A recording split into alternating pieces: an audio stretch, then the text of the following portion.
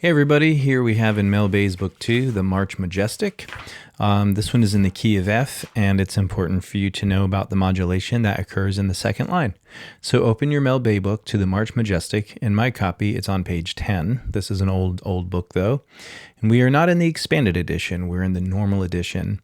So this is one of his tunes considered a guitar solo, so it's supposed to sound nice and full all by yourself. And what we have is some pickup notes.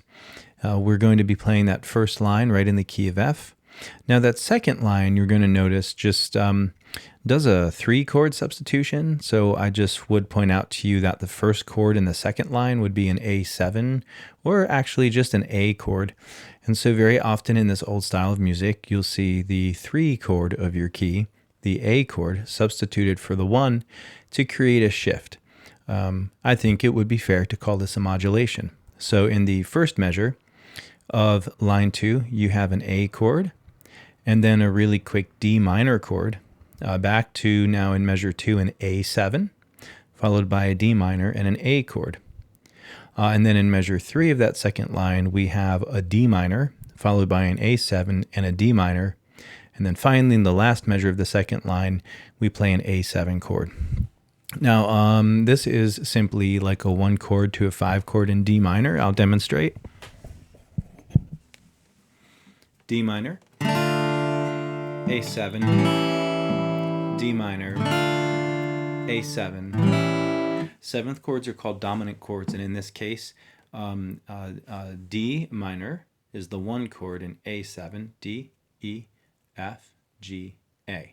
So A7 here is the 5 chord. So we're going 5 chord, 5 chord, 1 chord, 5 chord, 5 chord, 1 chord, 5 chord, 1 chord, 5 chord. Now that A7 in line 2 is holding, and then we go back. And so overall, you should be thinking of the use of an A7 chord in a song that's written in the key of F. And I'd like you to play that just a little bit. If you know a regular old F chord here, play the F chord to an A7. Isn't that pretty? To a D minor. That's so nice. D minor is the relative minor of the key of F. So they're 2 peas in a pod. It's just that the A7 does not really belong in the key of F, so it's a refreshing change. The A7 contains an accidental note called C sharp, and that does not belong in the key of F, but it certainly belongs in the key of D harmonic minor. So just for a brief moment, you're shifting into the relative minor of the key of F, which is D. How would you find a relative minor on your guitar quickly? Well, you play the key of the major by pressing the F note on fret 1 of string 6. If you'd like to find the interesting A7 chord, you will go up 2 whole steps. That's an A note. This is an F note, G, A note. So if you know the key of a song and you know the 1 chord F, you're going to go up 2 whole steps to find your interesting 7th chord you can play as a substitute for that 1 chord. F, A7. And then how would we find the minor chord that belongs there? Well, it's actually quite simple. Can we go back and play that F again, please? All right, then you're going to do that swoop to the A note on string 6, fret 5, and drop down 1 string, please, to string 5, fret 5. And there you have the D. So here you have the root chord of the key of F. It's an F chord. A is the 3 chord substitution. We'll play an A7, and you drop down, and that relative minor of any key is always going to go up 2 steps and down a string. I'll demonstrate in the key of G. Let's say we like to play this tune in the key of G. Let's first identify the 1 chord G. Let's go up 2 steps, or to fret 7, to find B. B is our special fun chord, B7. We have our chord G, we have our chord B, B7, and let's please drop down a string to string 5, fret 7, E. E minor. E minor is the relative of G. So by simply knowing your way around the fretboard a little bit, fret 3, fret 7, drop down fret 7. We've got a G chord, a B7, and an E minor. That's how Mel Bay wrote the song. Okay? So let's go ahead and move on to the playing portion of the song. We have a song here in the key of F, the March Majestic, and we have our pickup notes. Please observe the first measure, the pickup measure, or the anacrusis as it's called. 1, 2, 3. So he's indicating down picks, and I'm going to say that he probably wants down picks more or less throughout the song. So that's how we're going to play it, and that's going to add to the march feel of the song. All right? So pickup notes, F, E, D. 1, 2, 3. Now, we're going right into a C note here, and I want you to think of a C7 chord. If you don't know a C7 chord, it's the first finger on string 2, fret 1, the pinky on string 3, fret 3, the middle finger on string 4, fret 2, and the third finger on string 5, fret 3. And you'll strum the bottom 5 strings of the guitar. Now we don't need all that business for this. He's having us play a little mini version of it. String 2 fret 1 C, string 3 fret 3 B flat with the third finger please, and string 4 fret 2 with the middle finger. Now we do not have to hold the chord out, and you can release the chord. Let's look at the first full measure of the song. We have a C, then we have the guide tones for C7 chord, E and B flat. And then you can get right off that chord. Don't go into outer space with the hands, but you can get off the chord. You do not have to hold it. And the last 2 beats of that measure would be our guiding chord, E, B flat. Then you're going to play the lead line, C, D, C. And that C note, see, that's our glue finger for what is now in measure 2, a little F chord. Okay, and so we're going to play the measure 2 of that song and go C, F, A, F, A, C, B, C. So far, let's play the pickup notes and the first 2 measures. 1, 2, 3.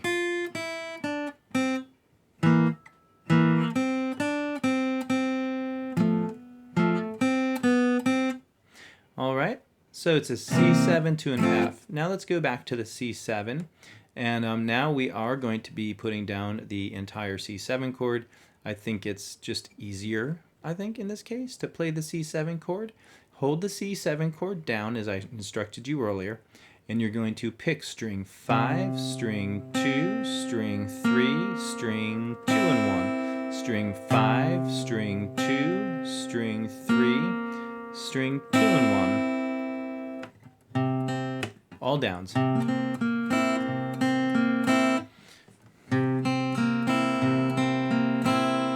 All right, so that's how we subdivide that C7 chord. It's almost a finger picking pattern. It's a very pretty song to finger pick.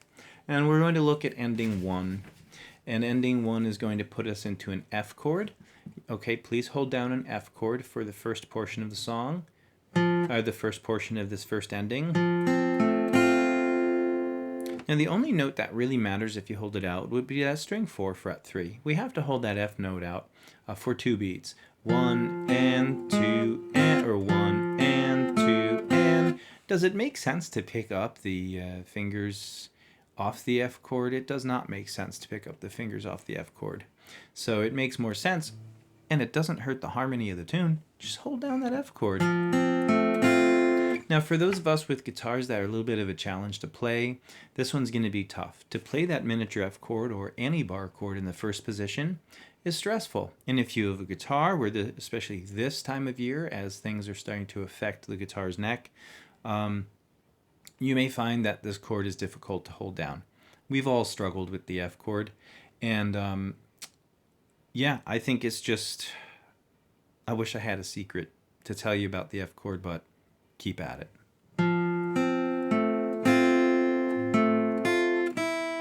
Now the second beat of the first ending, just think of more like a little guitar lick. It's just the lead line. A, F, E, D. There's no reason to look into it further. Let's play the first ending of the song together. Just do your best to hold that F chord in place. 1, 2, 3, 4. 1 and 2 and 1 and 1 and 2 and 3 and 4 and again 2, 3, 4. 1 and 2 and 3 and 4 and release that ring finger for the last 2 beats. Now, you're going to go back and play through the first line, but ignore ending 1 and go directly to ending 2. And we just have a nice F chord arpeggio. All right. Yeah, you just keep that third finger there in the F. For me, I just hold the chord down. Doesn't hurt the harmony of the song to do that. 1 and 2 and 3. Now, the reason it ends on 3 is because in line 2, we're going to do pickup notes. So, please be sure you understand and can play line 1, at least slowly, and let's move into line 2, shall we? So in line 2, we're going to go to line 2 directly after line 1's ending 2. And we're going to have like this. From line 1 ending 2.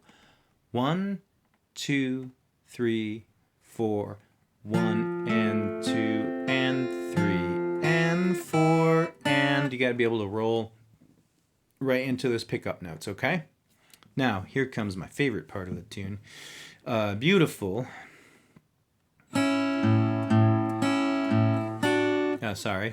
So I think the best thing here would be to use the middle finger on string 2 of fret 2 C sharp. And again, I'm going to just be picking all down because it seems that's what Mr. Bay wants us to do.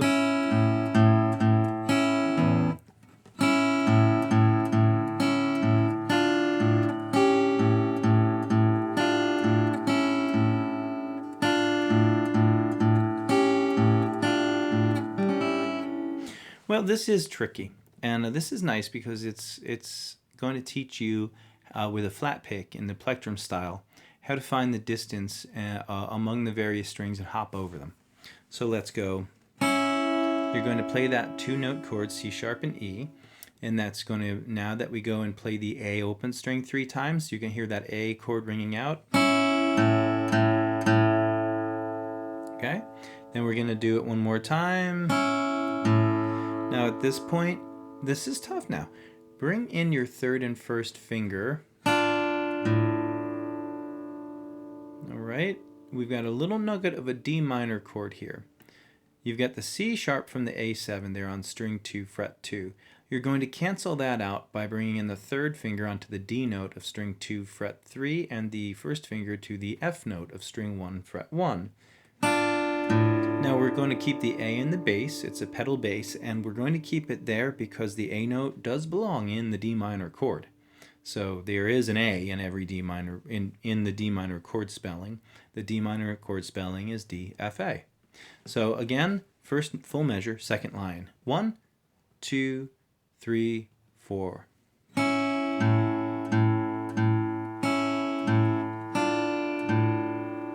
Okay, second measure, go back to that middle finger on the C sharp, add our friend the pinky on the high G note, and we now have the guiding tones to say this is A7. Coming back to the D minor shaping, watch your fingering. Moving to the second to last measure of that line, A7, D minor, and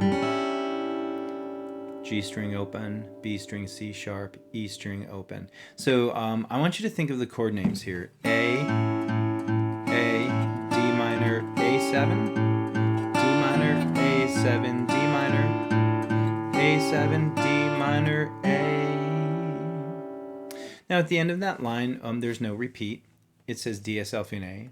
So we're going to play those pickup notes, and we're just going to play the beginning of the song to the second ending. Here we go.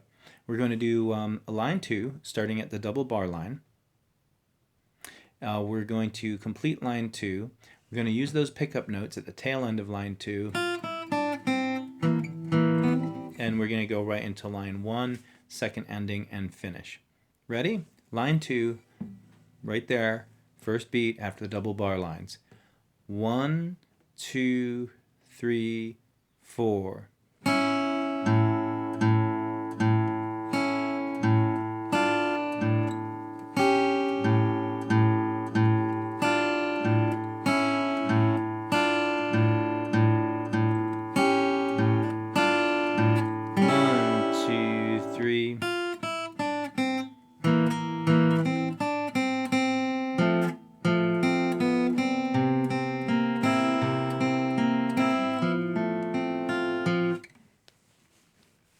That's how to play March Majestic. I have a longer video on YouTube where I play every single song from Book 2. If you put in Andrew Wheeler, Mel Bay, Grade 2, whole book, you'll find it. You can, I have it bookmarked. You'll find the March Majestic song, and you'll be able to slow down the YouTube video. Okay? If you have any questions, please put them in the comments below, and enjoy this simple yet in some ways technically challenging tune. See you next time.